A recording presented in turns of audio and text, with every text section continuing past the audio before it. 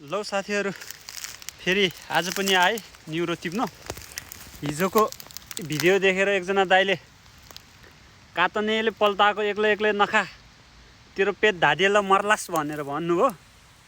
अनि त्यसपछि त्यो दाइलाई चाहिँ आज यो नजिकै हुनुहुन्छ तेरो यति टिपेर दिन लाछु।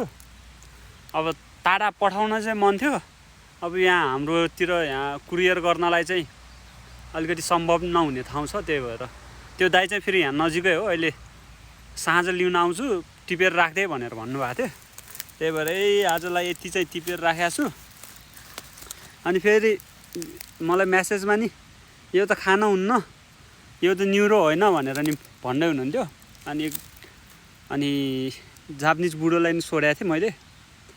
जापानिज बुढोहरूले नि खाँदो रहेछ, यहाँ उनीहरूले नि खाँदो रहेछ। अनि हिजो खाएको भिडियोले फोटो चाहिँ म यहाँ छेउमा यहाँनिर छेउमा राखेर तपाईँहरूलाई नि देखाउँछु। हिजो चाहिँ त्यो न्युरो रोटी खाएको भिडियो चाहिँ बनाइएन, फोटो होला। भोलि चाहिँ आज साँझ खाएँ भने चाहिँ भिडियो नि बनाएर हालिदिन्छु है त।